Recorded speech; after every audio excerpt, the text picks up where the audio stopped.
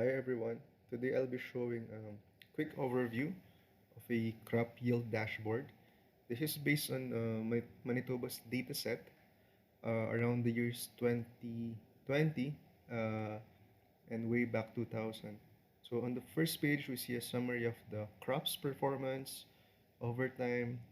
You can filter the dashboards. You'll see oats and barley are one of the top two most performant crops.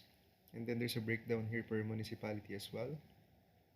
And overall, oats, canola would be the most performance crops. And then on the second page, there's a deeper level for crops and municipalities here. It's a fully interactive dashboard, so you could just see, for example, how the numbers of farms change over time, what's the increase in the number of acres covered. So you'll see there's a sort of a steady increase over some years, and then there's some spikes over there as well. There's information about different soil types here as well. In Tableau, you're able to upload maps, so that's what I did. There's a GeoJSON file of all the municipalities in Manitoba, and with this, we're able to see different values in terms of acres, in terms of the yields, and this is all filterable by a specific type of crop. For example, let's look at oats. So you can see the performance of oats, and then there's a steady increase here as well. The cool thing about the modeling I did here is there's a forecasting model that I've used.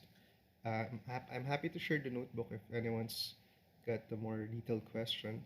But over time, you can see, for example, for alfalfa, let's look at oats.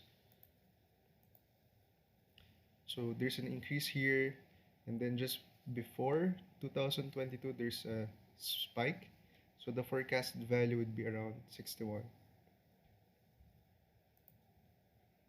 And barley, so you could play around it and sort of try to figure out some increases. And then most of the crops, you'll see a steady increase in the trends. While some of them, the data set is lacking. Along with my submission, I made a short summary presentation.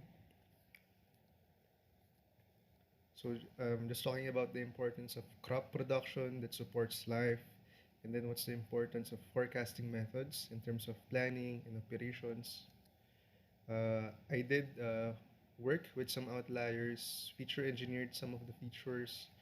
For instance, it was provided in bushels per acreage. So I converted everything to bushels. And then some more pictures here for the color maps and the historical yield.